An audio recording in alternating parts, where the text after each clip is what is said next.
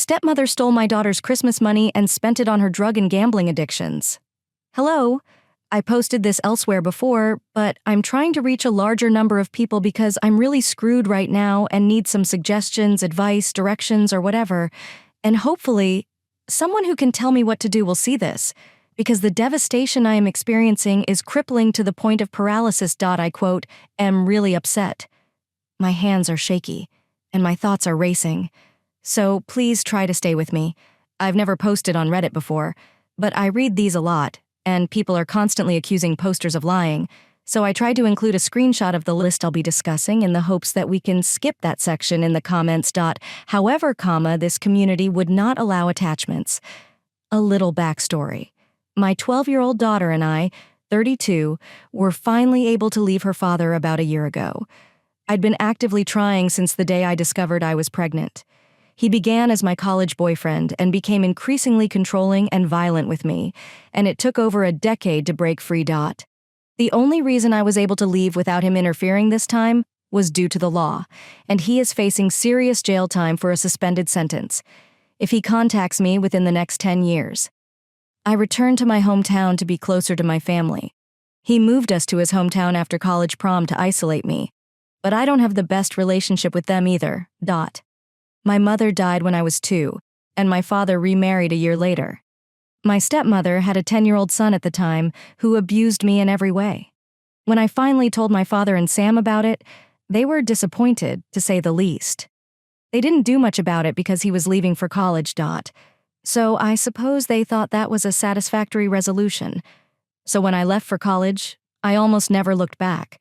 When they found out I was pregnant, they attempted to make amends so that their granddaughter could be in their lives. But I resisted until we returned to our hometown last year. I have no contact with my stepbrother, but my father and Sam have made a concerted effort to care for my daughter. The more people she has who love her, the better. I suppose she's completely lost her father's side anyway. My cousin's birthday was last weekend, and the whole family gathered at my aunt's house to celebrate. I was discussing with one of my cousins what we had planned for the upcoming week. I told her I was trying to figure out when I'd be able to get all of the supplies for my daughter's Girl Scout camping trip this weekend. I have a master's degree, but I haven't worked in about 9 years for reasons I now realize were all about control and financial abuse. So my current jobs aren't great. I work 2 jobs and only have 1 shift off this morning, but I didn't want to wait until the last minute to get everything. What if I couldn't find everything within a few hours? In addition, my daughter suffers from anxiety and despises procrastination. It kills me that she thinks I'm always putting off getting what she needs, but I'm not. I simply do not have the funds in advance and must wait until I do before purchasing items.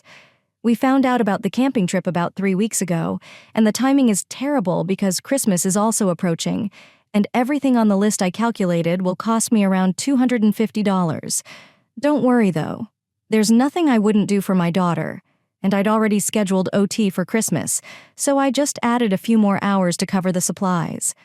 My mother overheard me say that I didn't know when I'd be able to fit this shopping trip into my schedule, so she came over and offered to help me out. I was hesitant because she is clearly not my favorite person in the world, and my cousin was laughing because she knows I dislike her, but I eventually agreed.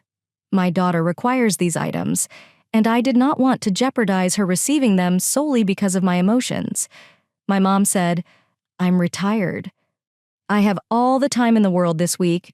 Give me the list, and I'll get it done. Blah, blah." Also, I knew that this was going to require me spending a lot of time walking around Walmart. I have lupus extreme joint pain from my toes to my neck, and my ex broke my tailbone and my back in 2 places, so it's really difficult and painful for me to walk around that hard floor for long periods of time. So the next day, Sunday, I went over to their house and gave her the $250 plus $30 for a beginner crochet kit that my daughter really wants for Christmas. We talked about the list. I told her the sizes I need for the sweater sets that I'd picked out and just gave her the details that she needs. So I didn't hear anything from her that day, but I worked both jobs and I was busy. I wasn't expecting her to go out and get everything that day, so it was whatever. Monday, though, she let me know that she'd come down with a cold and probably wasn't going to get to it until Tuesday. I've been texting her all week, And she's been saying that she's still not feeling well, but she will get to it as soon as she can. So today is when I would have been able to do it myself. There is a teacher's workday on Monday, so they are going Saturday. Mom, I wanted to go by last night to just pick up the money so I could take care of it myself today. I call and text a bunch of times and get no answer. Finally, I call my dad and ask him if he can grab the money from her so I can come pick it up. He didn't know what I was talking about, so I briefly explained and he said he would call me back. He didn't call me or answer my calls last night and just came over to my house this morning. He just dropped on me that my son has been addicted to painkillers and gambling for the past 10 years. He said he didn't know anything about me giving her any money, or he wouldn't have let me do it, but that the money is definitely gone. He said that no one in the family knows and asked me to please not say anything. He told me about the problems this has been causing their marriage and a lot of things they've been going through. I'm sympathetic to drug use and addiction. I was a bartender for years and really lived that life. If you know, then you know. But I haven't had a drink since the day I learned I was pregnant. I have been completely sober. It is simple when you have no friends and only work. My life revolves almost entirely around my daughter. As I previously stated, I empathize with the situation, but what should I do now? They're supposed to leave for camping tonight, but I can't get any of their supplies. I've been sitting here, stunned and crying since he left. She's been looking forward to this trip. It has not been easy for her to switch schools in a different state and make new friends, but she is thoroughly enjoying Girl Scouts. I included her because I was in it when I was younger and was able to make friends there. I do not have anything she could use around here. We weren't a camping family. The last time I went camping, I was with the guys. She's like me. She grew like a weed until middle school and will remain this size for the rest of her life. But the point is that she hasn't experienced any colder temperatures. Clothes from the previous year fit perfectly. I literally started from scratch with this list, and now I'm about to have to tell her she can't go. And why can't she leave? I've been working extra hours, and she understands why. So I tell her that I essentially gave away the money. Like, what? I feel like I'm about to puke. I want to call my dad and apologize for what they're going through, but I need that money back, and he needs to get it for me right away. Would that be overly selfish? I know he doesn't have it anyway. He promised to give it to me if he did it while he was here. This just stinks. I really want to confront Sam about this. I don't want to pretend I don't know and simply let it go. She just hurt my daughter, and I don't take it lightly. Since my father had asked me not to update, I called every family member and simply told them I was in an emergency and needed to borrow money. I have never asked anyone for a loan before. It was absolutely miserable, and none of them could help me. I wasn't expecting it because it was so close to the holidays. My ex worked hard to end all of my friendships, so I don't have anyone else to turn to for help. I had saved about $300 since I first started saving for Christmas, so now I'm running around like a maniac trying to complete this list. And I guess I will be praying for a miracle in the coming week. All of the physical and mental pain that my ex caused me feels completely different from this. I cannot believe this is happening. My daughter has gone through so much and does not deserve this. Nothing for Christmas, but I don't have time to plan anything else. It feels surreal. I'm trying to get everything done before they leave, but I noticed people asking for updates. Thank you all for your responses. I'll have more time to write back once I finish this and figure out how to still have a Christmas update.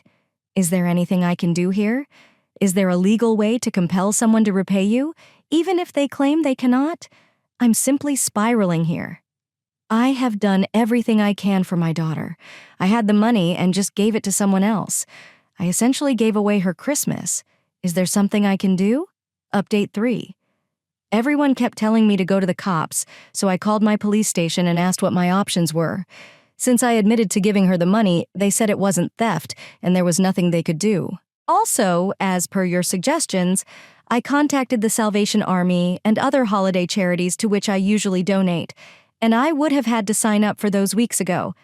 I also received a couple of messages offering help from people here, which I was not expecting, but I never received a response when I messaged back. So that was fun. It, quote, 3 days until Christmas, and I don't have a dime for my daughter. As hard as I work to earn that money, The mother of the year is right here. Thank you for reading and responding. Second story, and tries to pick the lock on the door to my sister's and my bedroom. Cast me as the majestic gummy bear. Sarah, my twin, Kevin, my service dog, and a woman who is dead to me, entitled Cousin Uncle Sarah, and I have a cousin who is also deceased. Sorry for any errors or delays. As a result, my aunt visited us for a week while she was in town. This was by far the worst week of my life, and I am the type of person who believes that a guest basically owns everything, and the host should do everything they can to accommodate the guest, regardless of the reason, before anyone asks. No, aunt did not go insane.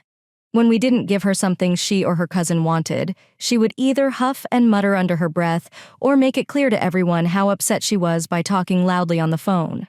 However, the cousin initially acted as if we had murdered his firstborn. Everything was fine. Uncle explained the extensive ground rules that aunt and cousin had to follow, as well as the fact that I was mute and needed Kevin, along with how to distinguish between Sarah and me. We dye our hair differently.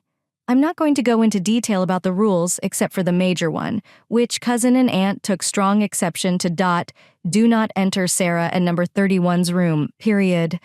I know Uncle went to great lengths to explain this rule and its importance. Why, you may ask? And I argued with Uncle about why the rule even existed. And Uncle had to raise his voice, which quickly ended the argument, finishing with a threat to kick aunt and cousin out of the house if he even hinted at either of them trying to enter the room. Of course, Sarah and I quickly realized how seriously they took the rule. Now the door to Sarah and my room has 2 locks, a deadbolt and a doorknob lock. To those who are wondering, Uncle had them installed at Sarah's and my request, and shortly after, Uncle was granted full custody of us. Uncle, of course, has a key in case something happens, but he respects Sarah and my desire for privacy. So he just calls for one of us when he needs us, for obvious reasons. Neither aunt nor cousin received a key. For the first 2 days, there was no problem. As usual, I would proceed directly to our room so that neither of them could attempt to interact with me. But that didn't stop cousin from repeatedly knocking and asking to play on our Xbox. Sarah would say no, but when she wasn't present, I simply slid a note under the door that said, "No, push." Yes, but Sarah and I didn't trust cousins or aunts with our cell phone numbers, so notes were the next best thing. Aunt was waiting for Sarah and me to return home on the 3rd day, and a cousin with the same name wanted to play on your gaming system. It is an Xbox. Could you please let him in so he can play? It will only be for a few hours, and you may sit with him if you wish. Sarah: Sorry, but he's not allowed inside. Neither are you, Anthony. He can, however, play Wii. It's already connected to the television in the living room. I think the controllers are next to the Wii, and he thinks the games are too childish, which I agree with. Will you please let him in so he can play? You're both working all day, so it won't be a problem. I'd like to point out that the only Wii games we have are the Metroid Prime series and Metroid Other M, for those who haven't played them yet. They are anything but childish. Sarah brought this to her aunt's attention, but she was not having it. Games in general were childish, and we should invite him in to play or relocate the Xbox to the living room. A completely unthinkable option. Sarah unlocked the door and had to actively block an aunt from trying to enter while we went into our room. She didn't like this, but when Sarah casually asked if I had texted Uncle that we had arrived safely, she backed off with a huff. Yes, and made a point of not saying anything, whenever Uncle was around. Sarah claims that neither her aunt nor her cousin ever mentioned our room when he was home. They'd mind their own business or make small talk with Uncle. They eventually gave up trying to talk to Sarah after she yelled at her cousin to leave her alone. The next day, Thursday, Uncle and Sarah had to go to the store for some supplies. I quote "V forgotten what." I didn't think much of it and decided to play on the Xbox for about 4 hours. I lose track of time while playing after they've left. I heard a strange scratching noise at the door. Kevin was sitting next to me, so it couldn't be him. I texted Sarah to see if she and Uncle were back yet, and she replied that they were still at the store but would be home soon. By then, the doorknob was shaky, and I could hear Aunt telling Cousin to be careful because you couldn't force the lock. As soon as I heard that, I texted Sarah to find out what was happening. Sarah's answer surprised me. Sarah, send a text. Turn up the volume on that other game you play that says you died a lot, just like when you first started playing it. She was referring to Dark Souls the 3, and it took me a moment to understand what she meant. Then it clicked when the game started up. It will display two companies' game engines. I'm not sure what the brand names shown are, or something along those lines. Then it will play loud choir-like music before displaying the main menu. Basically, when I first received the game, my ears rang for nearly 30 minutes. An uncle was swearing every other word and yelling to turn down the volume. Since then, I have muted the TV and gradually increased the volume until it is at a comfortable level that isn't comparable to an air raid siren blaring in your home.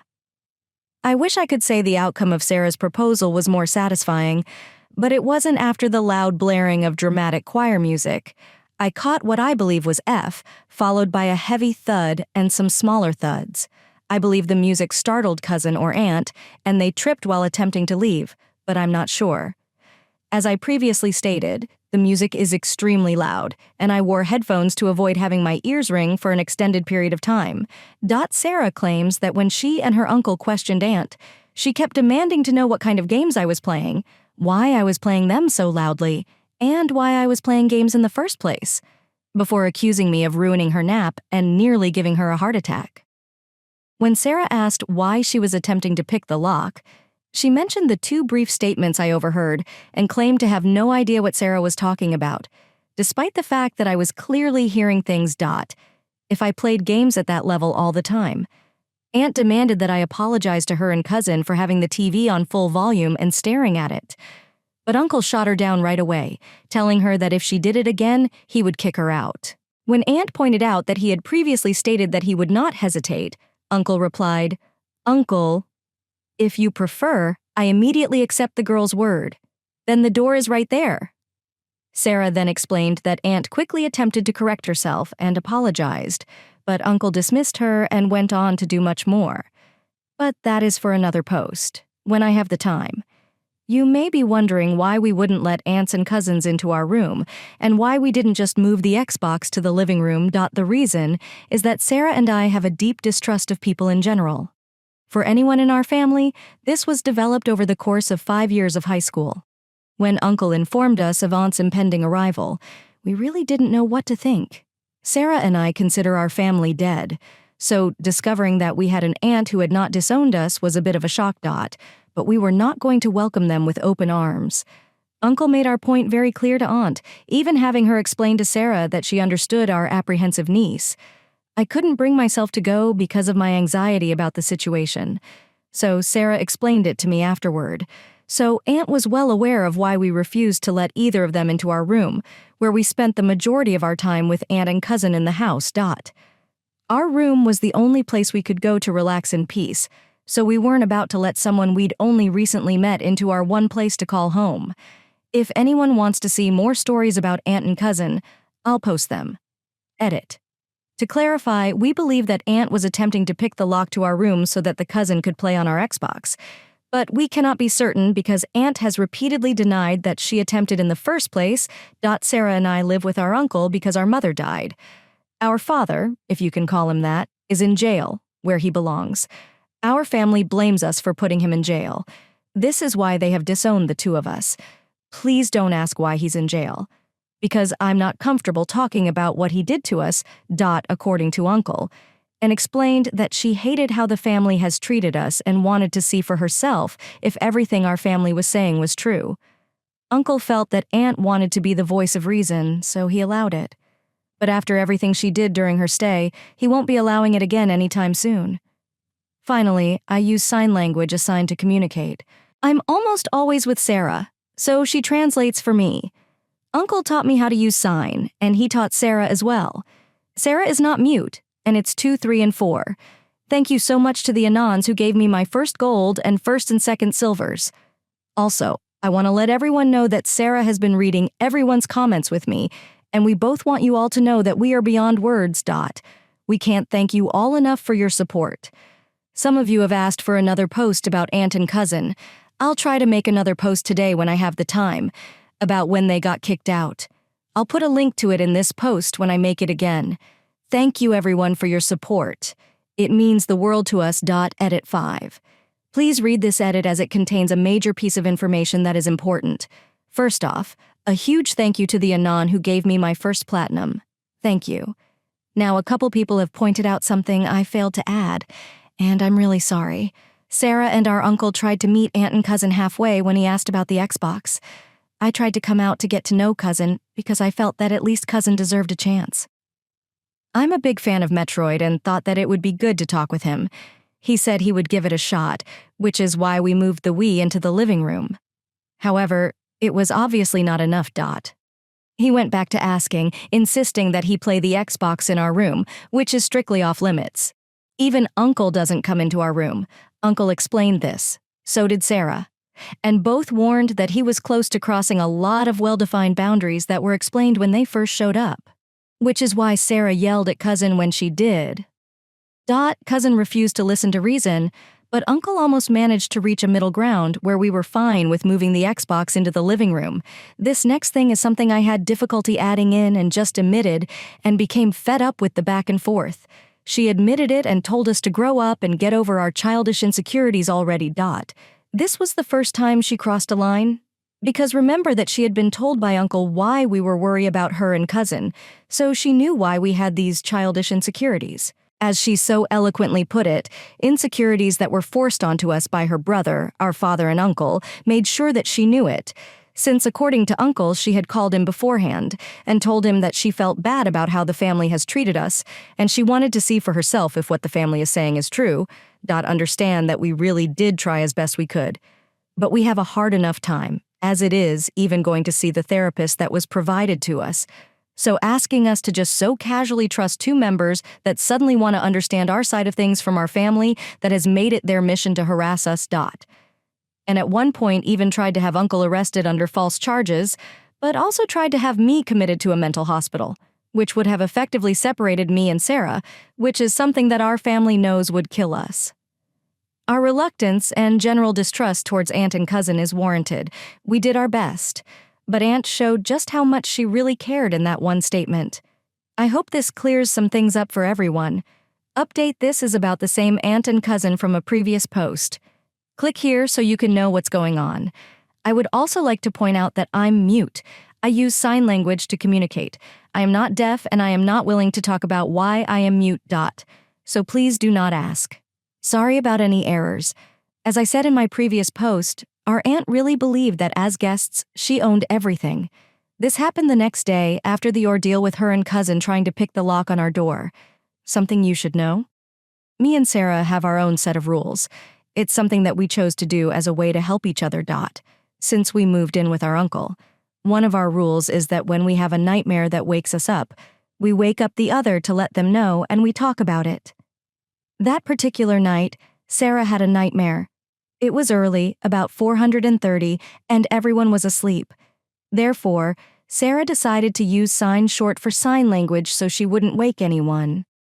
I decided to make tea, and we talked and was the first to wake up.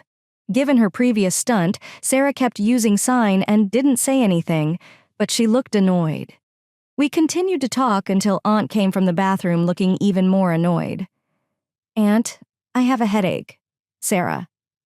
Okay, if I know one thing about Sarah, it's that she isn't a morning person. So when Aunt mentioned she had a headache as though we were supposed to do something about it, Sarah wasn't in the mood to deal with her, especially after being woken up from a nightmare. The response Sarah gave was indicative of that, but Aunt didn't seem to pick up on Sarah's drawn-out response. Aunt, I need some ibuprofen. Sarah, there's some in the medicine cabinet. Aunt. Well, it's locked. Sarah, then you'll have to wait till Uncle wakes up. Aunt, can't you just unlock it? Sarah looked at me with a raised eyebrow. I was kind of surprised too. The medicine cabinet is locked for a reason, and only Uncle has the key which he keeps hidden in his room. It's locked because I had at one point tried to kill myself. I quote, I'm not going to go into detail about that time because I don't want to. Uncle had placed a lock on the medicine cabinet after we moved in and told both me and Sarah that if we needed something from it, then we had to ask him and he'd get it for us. And of course have been told about the locked medicine cabinet and told her that we had to come to him for any medicine and not her. Me using sign. Is she serious? Is she aware we don't have a key? Sarah uses a sign. She's probably too tired to realize this, Please ignore her while I handle this. And I am standing right here. Sarah, use your words like an adult. Neither of us has a key. Uncle told you we weren't allowed to open. It's locked for a reason, Aunt, comma. You mean number 31 isn't allowed to open the cabinet because of that little business? Sarah is extremely protective of me. Whenever that day comes up, we almost never discuss it. Uncle only tries to talk about it if either of us wants to. This is a sensitive subject. So when Aunt tried to talk about it casually, Sarah practically leapt at her throat. Not literally. Sarah, shut up right now. Aunt was understandably upset by this. However, as I mentioned in my previous post, Uncle spoke extensively about the boundaries that Aunt and cousin needed to respect. If I remember correctly, he spent about an hour with his aunt and cousin before either of us spoke with them. Knowing Uncle, not mentioning that day or any form of self-harm was at the top of his list. Aunt, comma, please don't talk to me like that. Sarah, I don't care. Never discuss that day. What were your words? Oh, right. Number 31 is right here.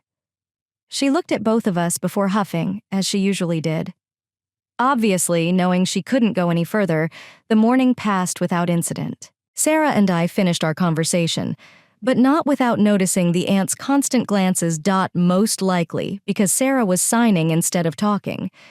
But Sarah kept asking if I was all right. I was not. Aunt may have been too tired to understand what she was saying. She was still saying it. Sarah confronted her about it, and Aunt admitted that she knew what she was saying, which upset Sarah even more, especially when Aunt refused to apologize, according to Sarah, and said, Aunt, why do I need to apologize for trying to help? Number 31. Discussing what happened with loved ones is supposed to help with recovery. Talking with family can be beneficial, but it is not the same as being loved. Sarah went straight to Uncle because she had had it with Aunt. I didn't hear the fight because Kevin and I were in our room. Uncle was apparently fed up with Aunt because she had requested a family meeting to discuss why the cabinet was locked. She wanted the lock on because she had been suffering from a headache for nearly 3 hours, which she shouldn't have had to endure. According to Sarah, the fact that no one appears to be assisting number 31 in dealing with the reasons she attempted suicide is a serious issue.